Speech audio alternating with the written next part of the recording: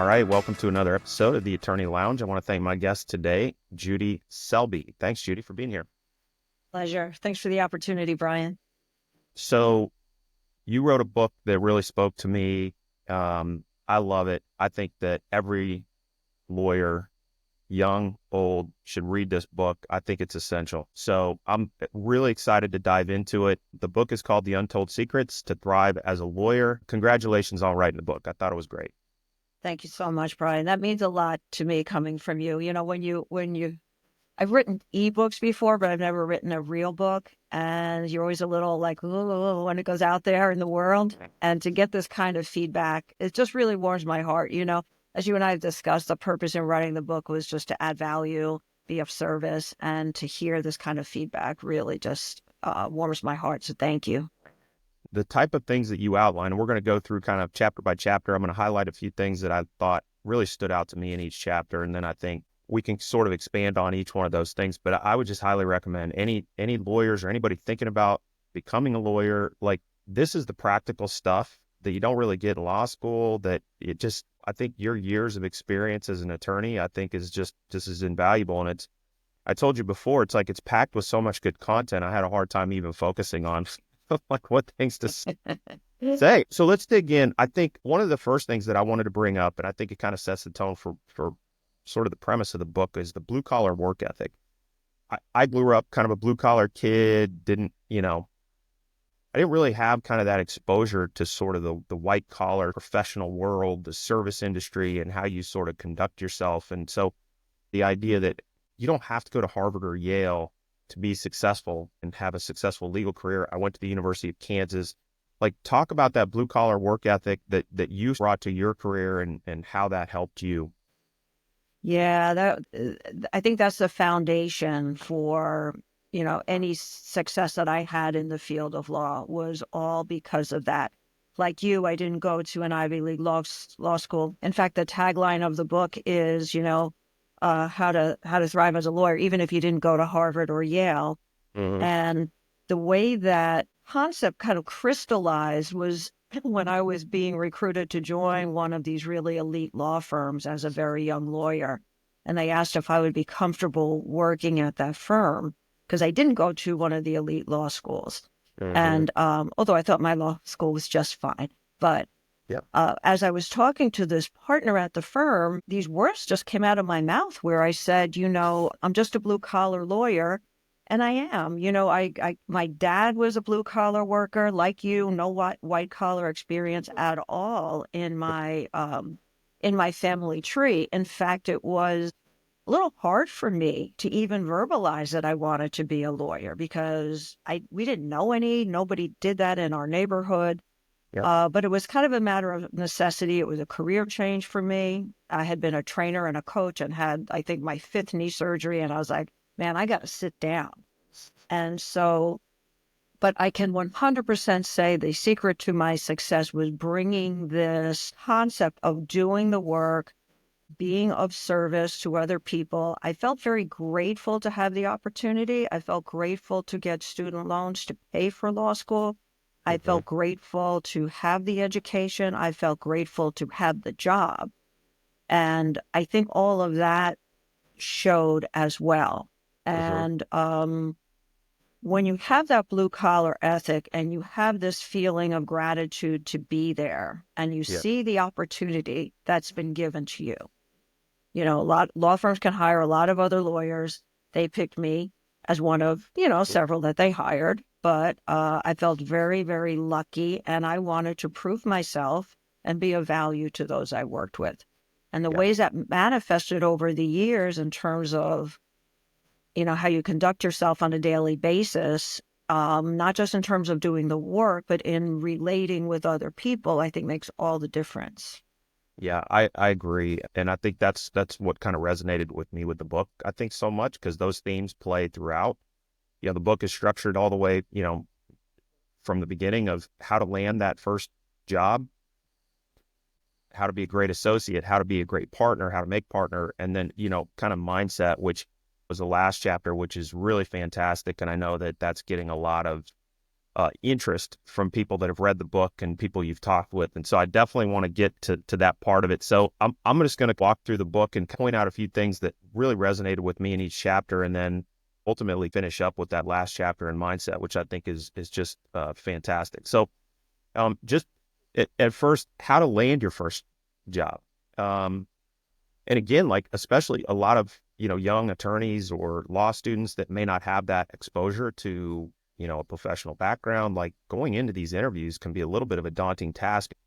So much great practical advice that you provide. And one thing that really stood out to me, you provide these wonderful anecdotes throughout the book that I thought were great, Yeah. really bring home some of these points. And one of the first ones that you brought up, you had a lawyer interviewing who said, if you hire me, what would I have to do so you'll say that I was the best hire we ever made? Like, what a Yeah. great question for them to come in with, right? One of your pieces of advice is don't just answer questions, like be prepared with questions. I mean, that to me is like such great practical advice, and what a great question for them to ask in that interview. Yeah, and that is, kind of the theme of the book. The first chapter I think is called "How to Make the Law Firm Fall in Love with You." And Mm-hmm. what better way than to ask them, what is it that I could do that would make you fall in love with me? And the applicants who are prepared, they always stand out. They will, there's so much available about all of us online now, for better or worse. The ones who Yeah. will come in and say, hey, I saw that your firm just did this, or that you just did that, or your firm really focuses on this or that.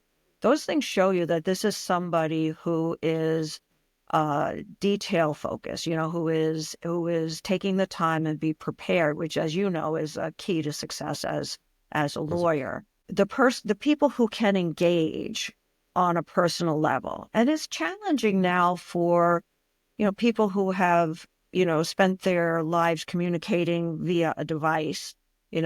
and, texting in a colloquial kind of way, and then going through, 2.5 years of a pandemic, being home and speaking and learning the way we're talking right now. It Mm-hmm. can be really challenging to throw them into like a big law firm or a small law firm, any law firm, and start talking to people who are probably a different generation than them, Yep. um, Yep. who grew up communicating verbally and are much more comfortable doing that. But that's Yep. kind of what's expected of you. So Mm-hmm. there's a lot of tips in the book around how to do that, how to conduct yourself when you first walk into the law firm. Like one of the things I say is don't sit down there. You tell the receptionist you're there, and then you sit down and you just pull out your phone and you start doing Right. this. Like, Mm-hmm. don't do that.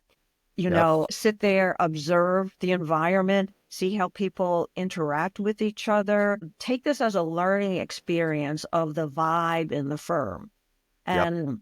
And I think your goal going into any interview is to get a job offer. You may not want that job, but your goal should be to get the job offer. Yep. And one of the ways you find out whether you would want to work there is how people act in the workplace. Hopefully, as you're sitting there, you can see how people interact with each other, how they dress, how they communicate with each other, their facial expressions. Are they happy to be there? Are they not happy to be there? And Yep. then if hopefully you walk into somebody's office as opposed to a conference room, because when you walk into somebody's office, you see things. You see a picture on the wall, you see something on a desk, you see, a signed football or something Mm-hmm. there. And it Yep. can give you a point to not take the interview off track, but just, I'm going to use a term that I know a lot of younger people don't like.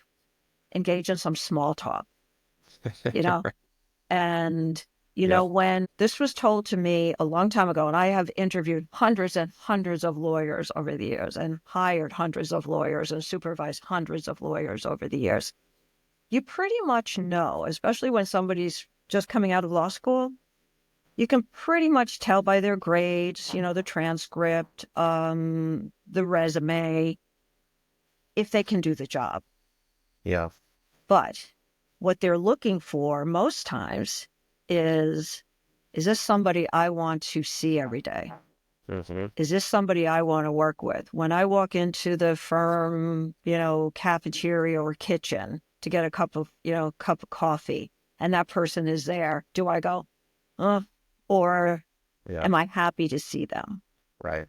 And you can pick up a lot of that just during the initial interview. And I have a story in the book. I think it's the first war story in chapter 1 about, it was really an unfortunate situation, a virtual interview with a candidate who just never smiled, Right. never Yep. engaged. I actually thought, because I got on and I'm like, hey, good morning, I'm waving, and I got just Yep. no verbal response at all, just Yep. hello.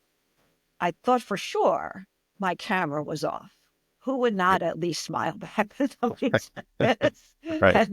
And that ended up being a disqualifying thing because, on paper the candidate looked great, Mm-hmm.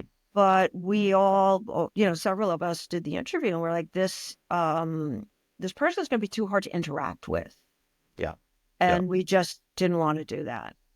Yeah. I think, you know, the new generation, I think about it with my daughters, trying to get them, exposure to networking, small talk, interacting with other people. I think it's in the first chapter you talk about like a couple practical tips, like, especially for younger, lawyers or law students, like put your phone down for 30 minutes at a time, like practice, not do, like stand in line at Starbucks, Yeah. engage with somebody that's aligned with you, ask them about the weather, like practice those moments where you're reaching out to someone else, you're interacting with them, and you're starting a conversation, and with your phone down in your pocket. I think that's more important than ever with the generation now, where we're all kind of head down in our phone a lot. 100%. And when you think of things, I was walking down the street in Manhattan the other day, and there were two young people walking together. They both had like the big Bose headphones on, the Yep. noise canceling. They were both, you know, people are going to people are literally getting hit by cars walking, around the streets of Manhattan, Hmm. looking at their phones. And then, you relax with a virtual reality, device, and we're becoming very isolated. Hmm. And so, yeah, people are going to have to get out of that comfort zone, put the phone away, learn how to communicate with other people verbally and in writing. How you text message with your friends is very different from how you would send an email in a law Yeah. firm environment. And that sounds so common sense and like, oh, nobody would do that, but I have seen it happen. It I have happens a lot. seen it happen. And so we see people do things that they're, part of the point in writing the book was just to call attention to these things, because so many ways that people kind of sabotage their success, sabotage their reputation, hopefully not sabotage their whole career, are things that are 100% in their control. Yeah. And it's just either they're unaware, or they get caught up in emotion Yeah. or fear or something, and they self-sabotage or do something really kind of that they shouldn't do. Yeah. And so, calling attention to these things I think is really important. And there was an article in Fortune the other day that it was kind of a depressing article in a way. It talked about Gen Zers getting their first jobs. And so they are getting through the interview process. They are getting the job. But a very high percentage is getting fired. And Hmm. one of the number one reasons was very poor communication skills.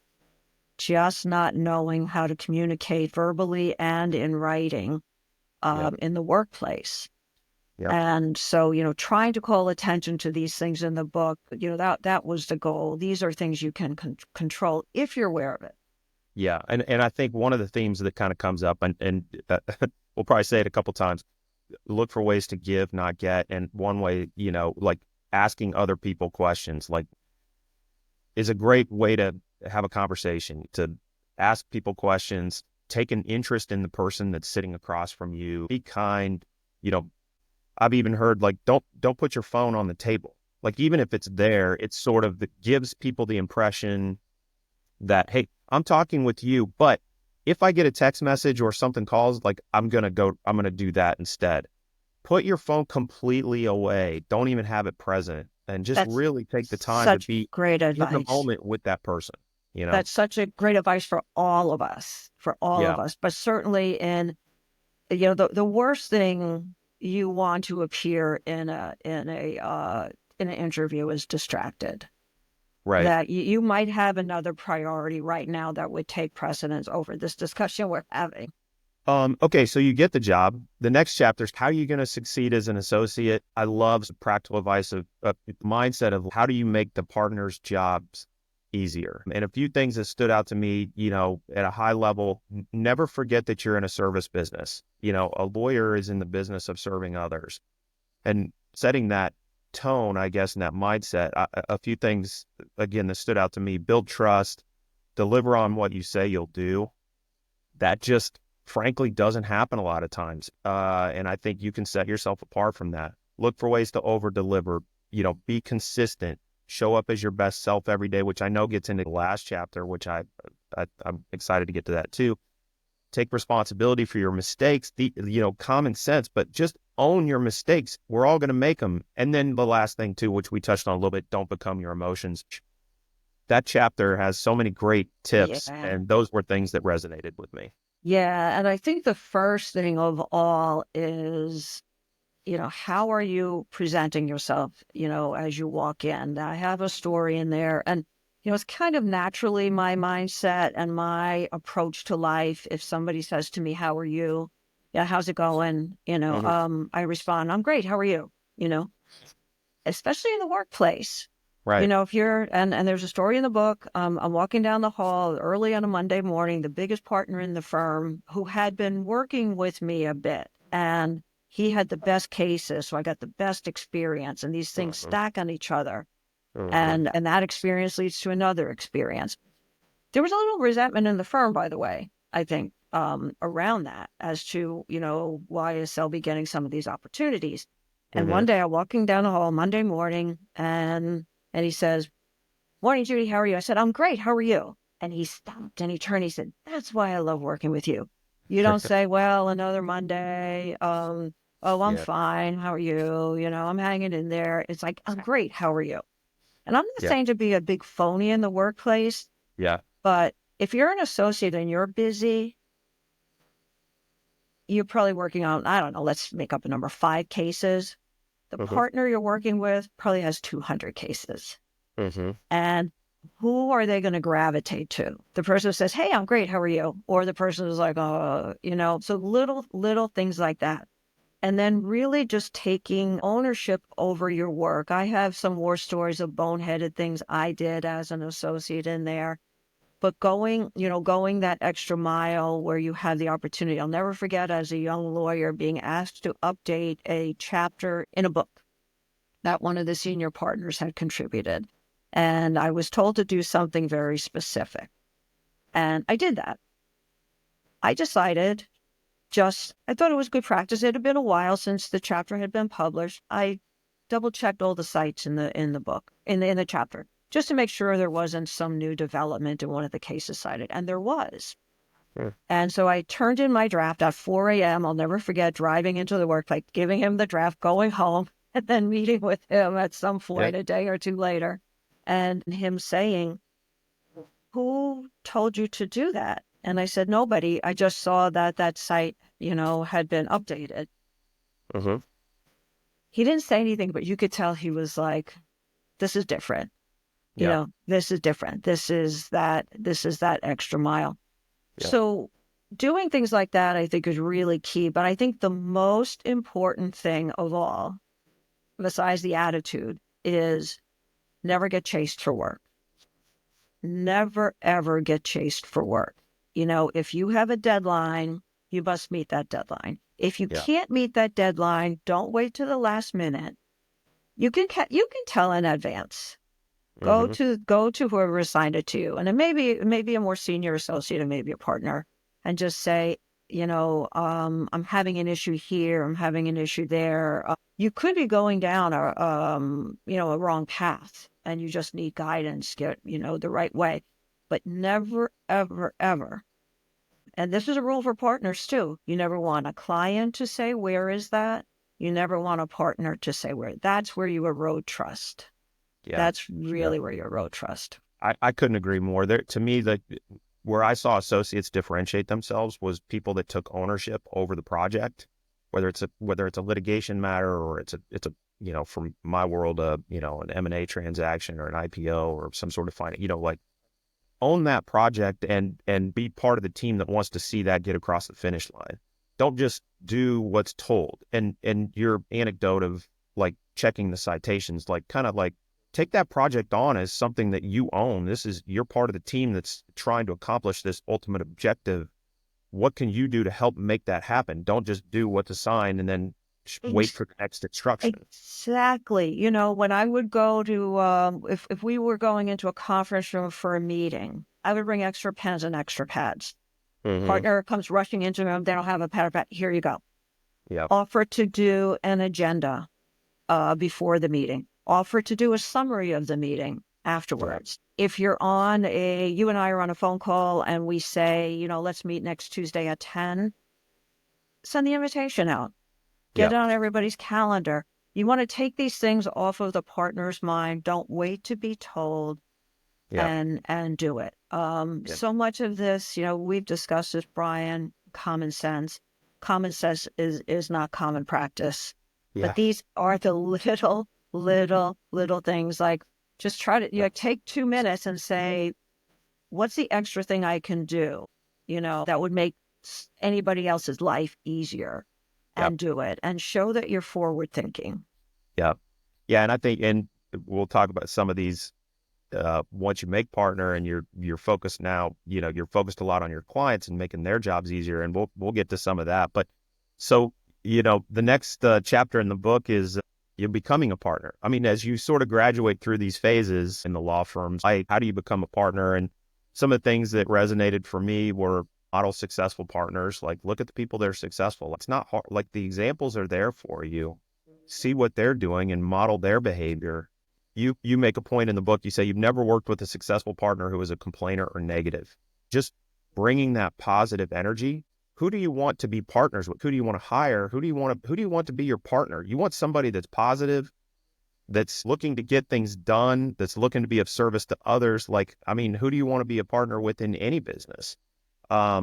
Take leadership, be a leader, take initiative, offer to solve problems. And then the last thing too, which, and you can talk about any of these things, but like master networking, like back Yeah, to the things we talked about, internally and build externally. your book. Yeah. Yeah, those are really true. And it'll become very clear to you once you get a job in a law firm who the successful partners are, who the not so successful partners are. Who do you Yeah. want to emulate? Who do you not want to emulate?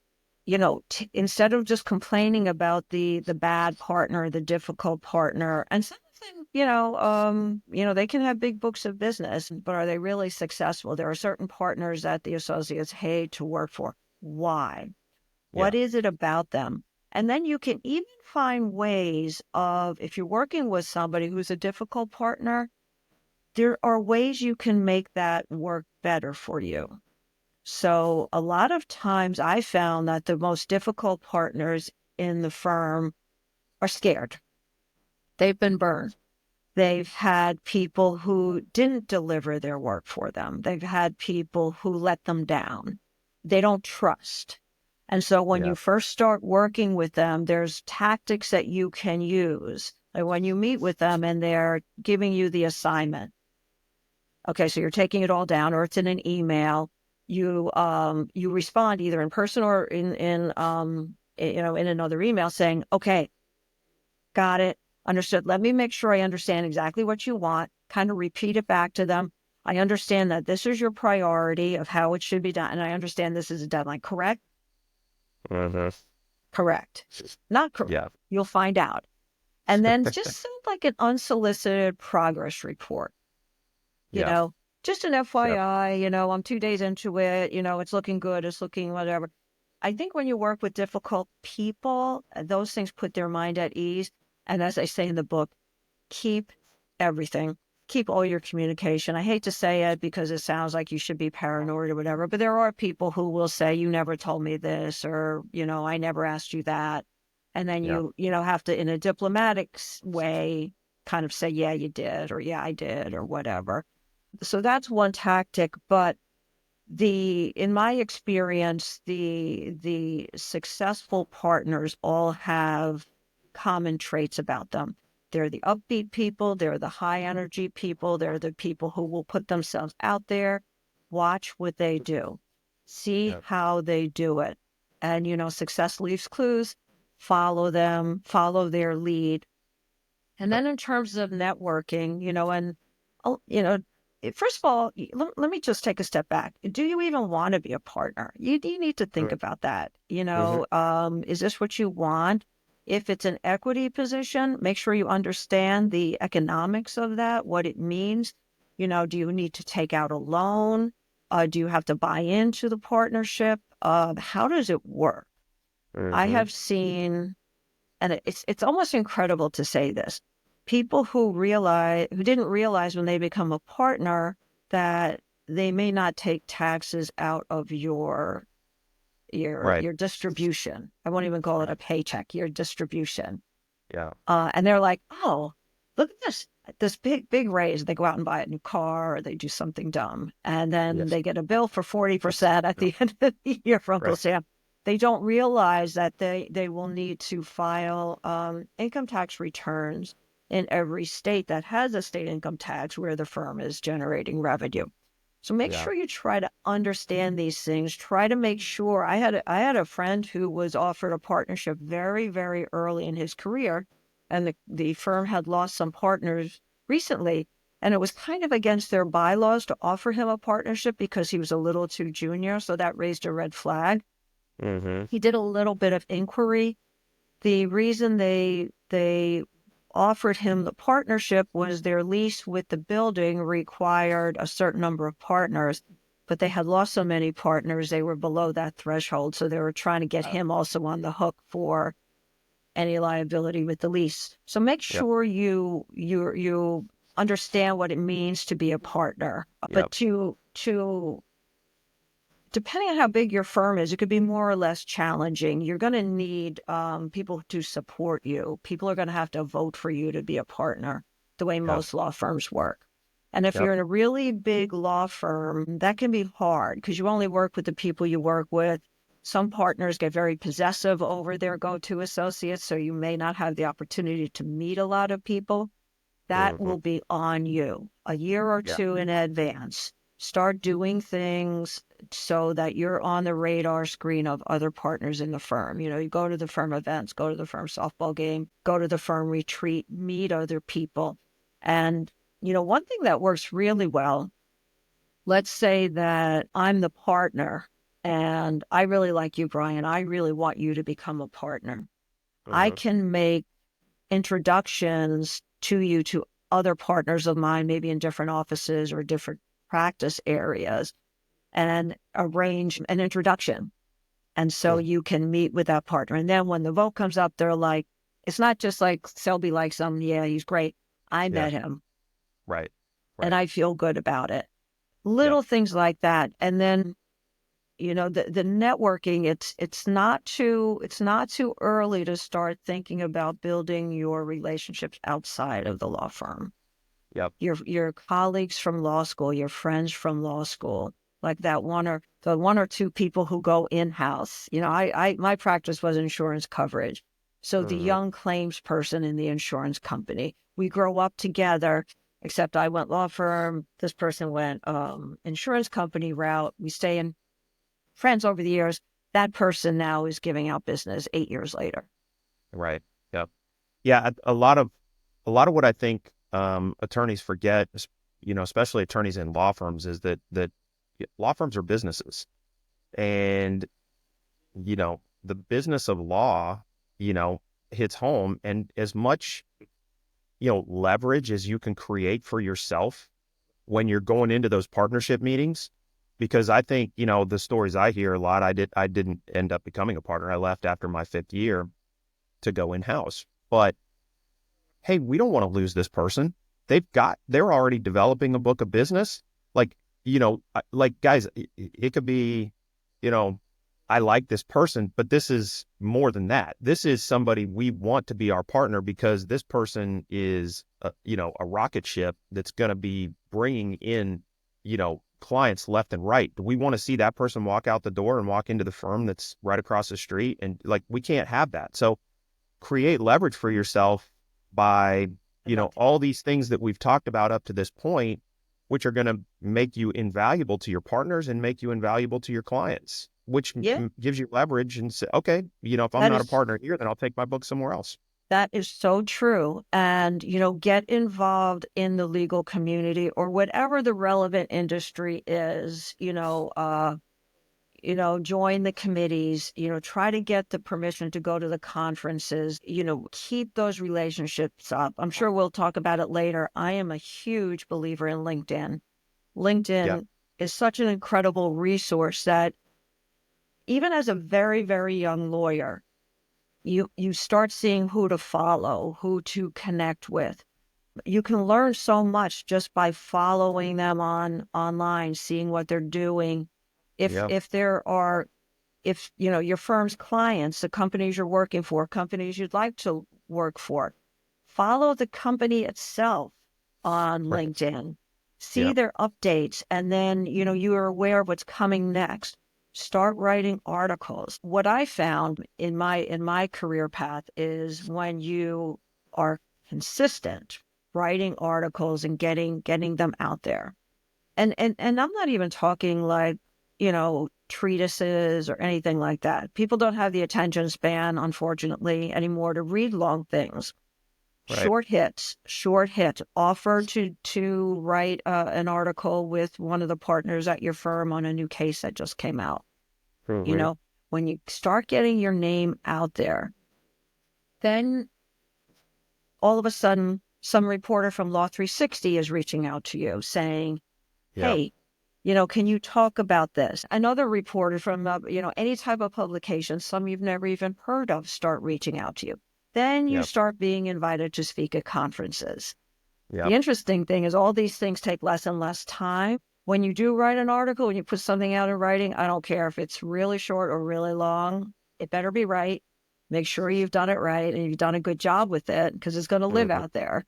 Yeah. And that's a good progression to build your reputation. So if you're putting yourself up for a partner, you're doing good work, you're staying off of all the bad lists, the bad Mm-hmm. list of, not getting your time in the way you're supposed to, issues with the way you dress in the workplace. Maybe you're getting drunk at the happy hours. Maybe you're rude in the office, Yep. to other people, even people who are, quote unquote, below you. Um, if you stay off of those bad lists, and then on the good side is like you're doing good work, you're building your network, you're building a reputation in the outside world, Yeah. and you're getting known by people inside. Like you said before, they're not going to want to see you walk out the door. A quick break here to thank our sponsor, Array, for making this podcast possible. The bottom line is if you're involved in a lawsuit, please reach out. Array handles the logistics for any litigation matter. They take care of forensic collection, e-discovery, managed review, record retrieval, court reporting. They even take care of legal staffing and recruiting, you name it. I'm a little biased because I'm the chief legal officer at Array, but I was also an Array client before I started working there, and they became my first call whenever I had to manage a litigation matter. Array handles all of the details of your lawsuit so you can focus on winning your case. Feel free to reach out to me directly or visit trustarray.com and we'll get you set up. Now, back to the pod. Yeah. So now you make partner, which kind of leads into the next chapter. You start to transition a little bit, and this is something that I've not experienced before because I've not been a partner in a law firm, but you talk about some of the things you kind of highlight here is, it in my mind, it's kind of like you're kind of still, you're focused on your partners, but your attention starts to transition more to your clients. You've got a book. So show appreciation for your clients and look for ways to make their job easier. As a host, you're kind of looking to make your partner's job easier. How do you make your client's job easier? And I love that as a client, as a consumer of legal services for the last 20 years, it shows when you have a partner at a law firm that you're working with, when they're looking for ways to make my job easier as the general counsel. And I'm going to go back to those people for business every time. So you look for ways to take pressure off your clients, build relationships with your clients, stay in touch with them, provide valuable, timely information on your own nickel, right? Keep them Yeah. up to date, show them that you're up to speed on the current law. You're interested in them. You want to make sure they have that information. Do it in quick little bites, like forward things on, and don't procrastinate. Own your work. Those things, don't get chased for work, like you said. But it's sort of this focus that transitions to like take care of your clients and become an invaluable resource to them. That's sort of what I took. 100%. And so listening to you say all those things and, the theme that I hope people are hearing throughout that is when you're hired, clients can hire a lot of different lawyers out there. There's a lot of law firms. There's a lot of lawyers. When you're entrusted with a case, that's a huge responsibility. And, somebody's putting their name on the line and saying they're either filling out some kind of internal report or they're going to their supervisor and saying, I am hiring this person to take care of this matter for us. That's not a transaction. This is a relationship. You need to approach this as a relationship with another human being who probably, we've already said you're an associate, you have this many cases. You're a partner, you have this many cases. I guarantee you, your client has way more than that. And they should, when they give something to you, it's not just to do the work, it's to give them peace of mind. You're going to exercise good judgment. You're going to do what you're supposed to do. You're going to do it when you're supposed to do it, and you're going to look out for them. Yeah. So keep that in mind. You're going to take the pressure off them. I talk about this in the book. I had a very nasty mediation a couple of years ago. The lawyer on the other side was just, very difficult. I always like to build good relationships with my opposing counsel. That's the way I am. But he was just a nasty guy. And he would send like missives on Friday nights at midnight, so you'd wake up on Saturday morning, first thing you'd see was a nasty email from this guy. And when we finally resolved the matter and we got a good resolution, the client said, the thing I loved most about it was you kept me calm. You kept me relaxed when he was doing this to us. And so, these ways of demonstrating value, besides doing good work and never having to get chased and all that, is just as you were saying, show the clients you're thinking of them. Oh, I was reading this article. That's right on point. I heard your daughter is sick. How is she feeling? Little things like that. And I don't mean it in a fake way. Really do care about your clients as individuals and try to put yourself in their position and make their life easier. Yeah, for me, as a corporate lawyer, being in lots of boardrooms over the years, I would see when you'd have outside counsel in there because you're dealing with a stressful situation, you've got an SEC comment letter, or you've got a lawsuit that just hit or whatever, and the great attorneys, in my opinion, come in and they set everybody's mind at ease. There's stress, there's anxiety, and they come in and it's like, I've been here before. I've done this. I know exactly what needs to be done. Here's the step. And they take over kind of the room, and it just puts everybody at ease. Like, this isn't the first time I've seen this. The example I always say, and it's probably a dumb one, but it's like, if I break my leg in the middle of an intersection, I don't want somebody running up and pointing at my leg and saying, oh my God, look at that. That's crazy. You want the calm paramedic that walks in and says, I got you. We're going to, you're going to be just fine.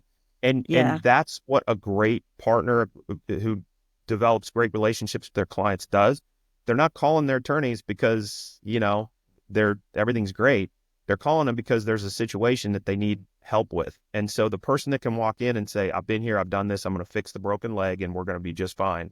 Yeah. That person gets the calls all the time. Yeah, and work to understand what your client's priorities are. I mean, the broken leg example, that's pretty obvious priority that's here.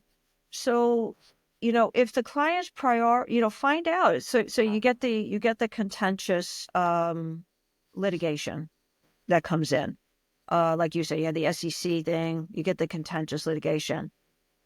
What is their desired outcome here? Hmm. Is it we want to settle quickly and get out of this? We want to fight tooth and nail. What's the budget?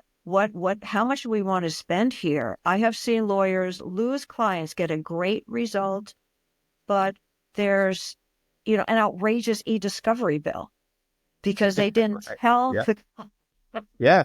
Avoid surprises so often, yeah, like, right? So many times it's like, that's one way to put your client at ease is not to surprise them with a big bill. Like not surprised. And always. budgeting Yep. is horrible. I've never met a lawyer Yep. who said, "Oh, I'm so happy you asked me to do a budget."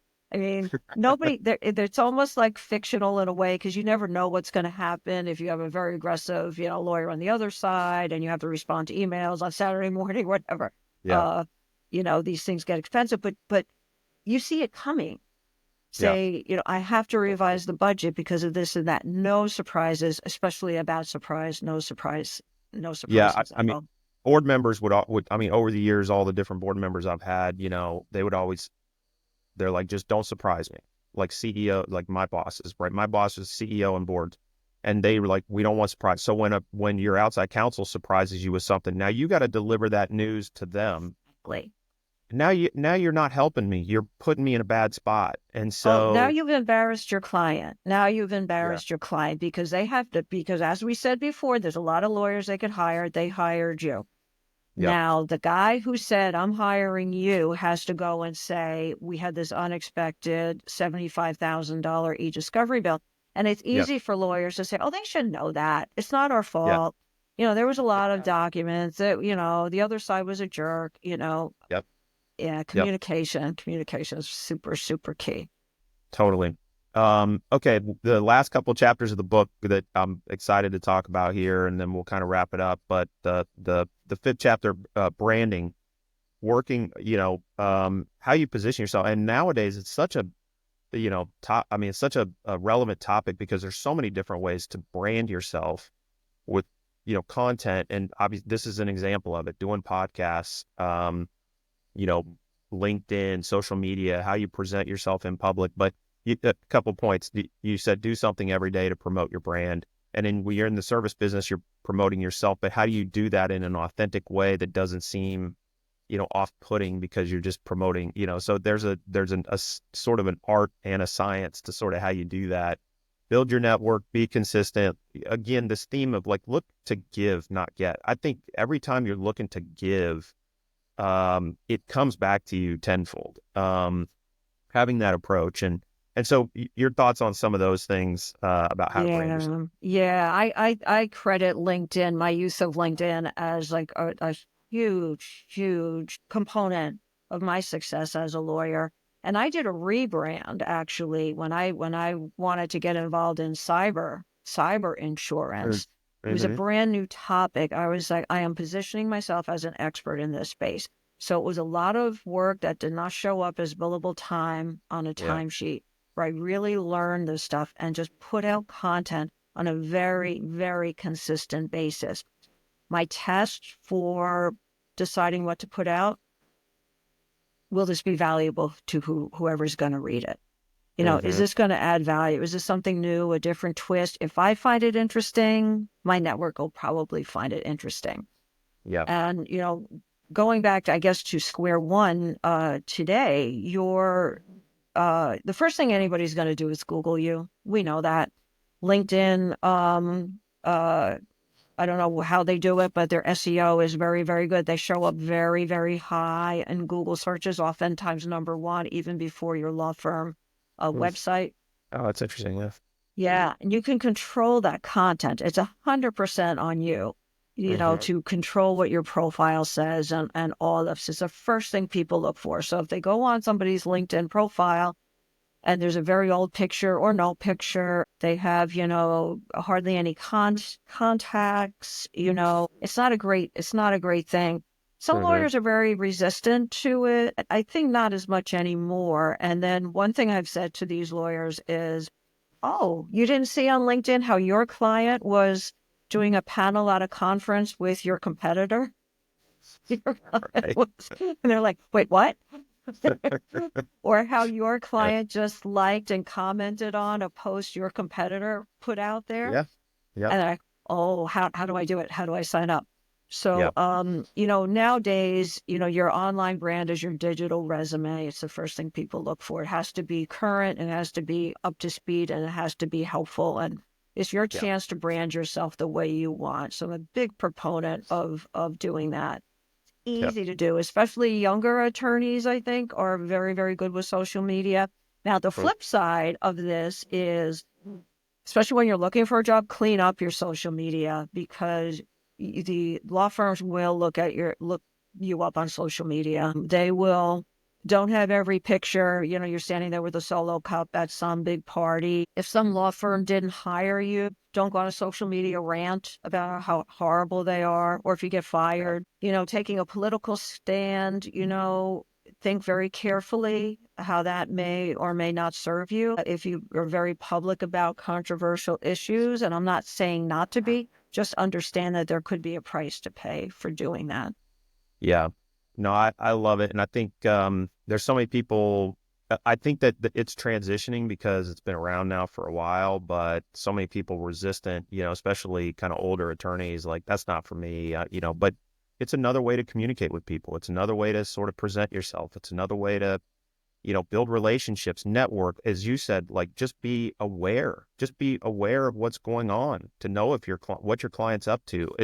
Why would you not take advantage of that resource? It's there, it's available, use it. Exactly. So, Exactly. Yeah, I'm a huge believer in it. And be consistent. It's really not a good look if you go on somebody, either a firm website or a LinkedIn profile or something, and it says, last update was, 2015. Something, right. you're Yeah. like, whoa. Yeah.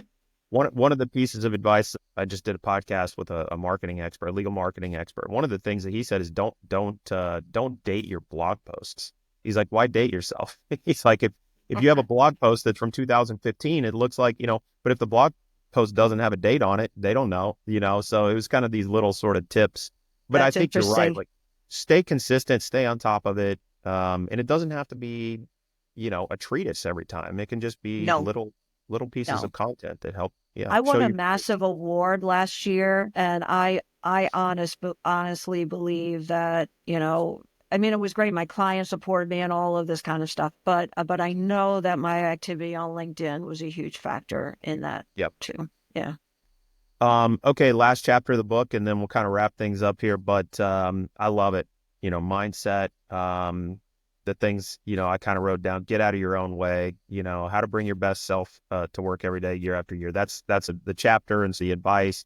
But you talk about managing stress, and I think lawyers don't talk about this enough. But staying healthy, staying fit.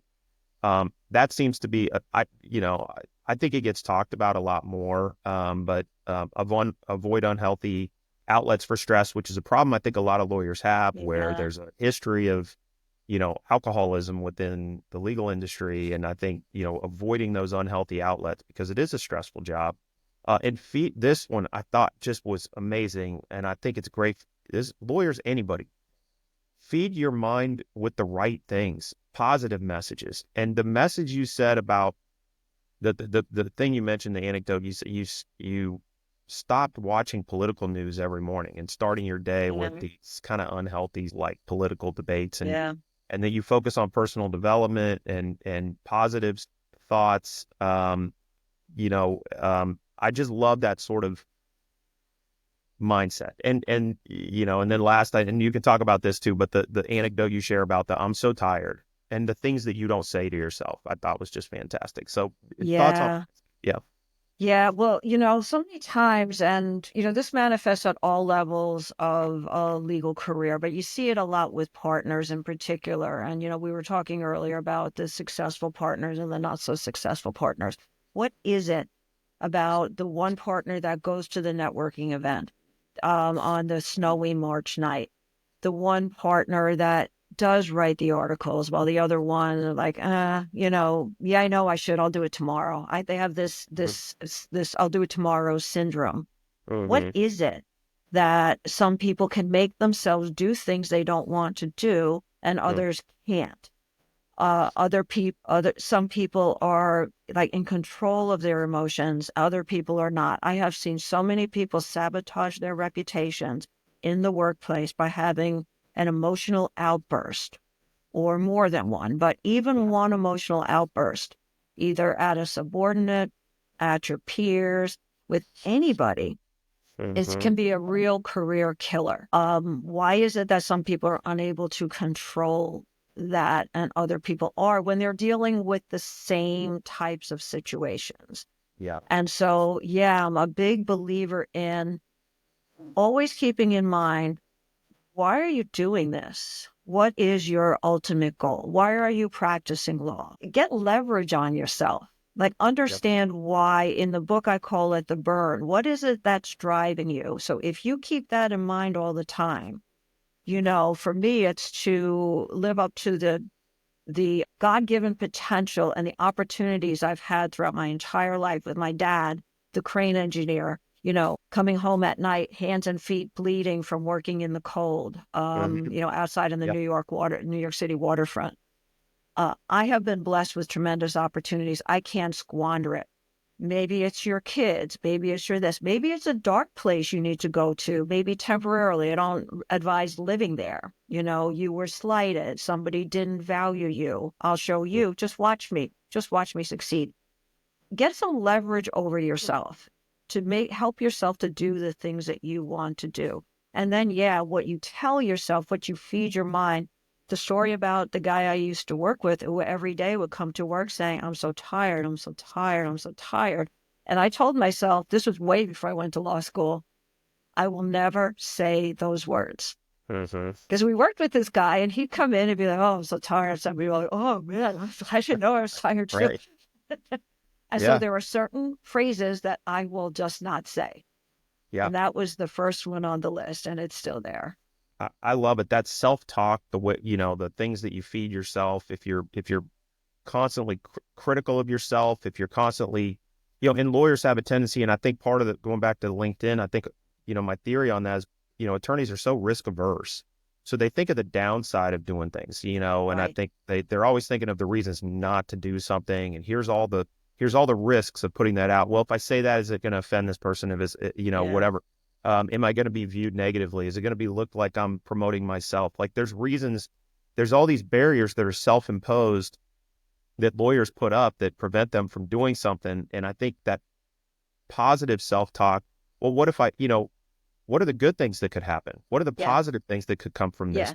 Yeah. What are the benefits from doing this? What are the benefits to other people? Thinking about it from other people's perspective. So positive energy, and it breeds other positive energy. And when you're a positive person, you find that you attract other positive people. Now your network is full of positive people. And it's like, you can choose to be negative and choose to be tired, or you can choose to be positive and have energy. Like, It's it so sounds so true. simple, and I know it's not, but but But having it that mindset can works. make a huge It difference. Yeah. works. And when you argue for your weaknesses, when you argue for your fears, like Hmm.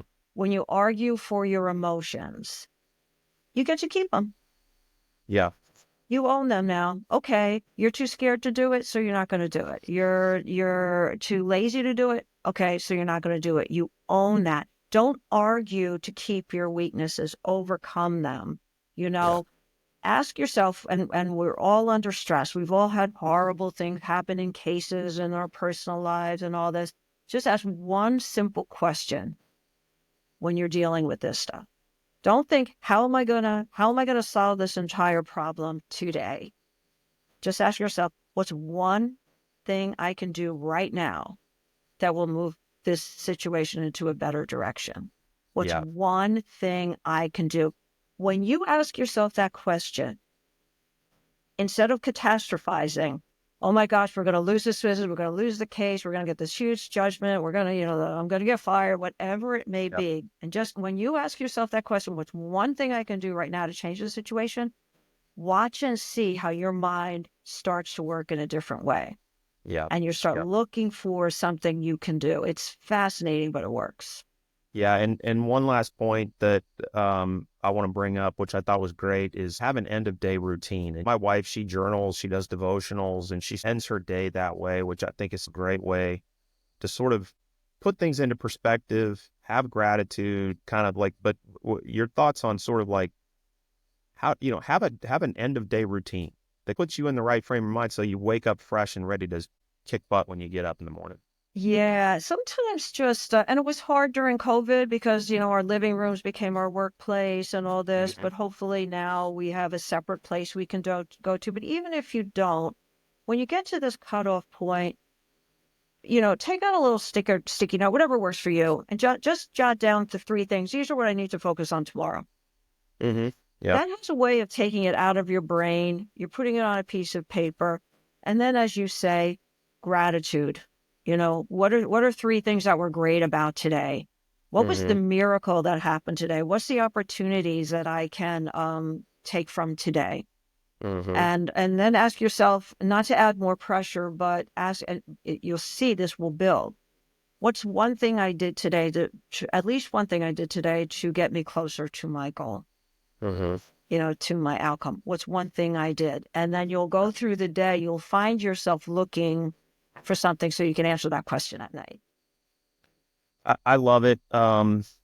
We'll wrap it there. We're kind of coming up on the hour mark. This is fantastic. I just, again, I can't recommend enough to people to go get this book.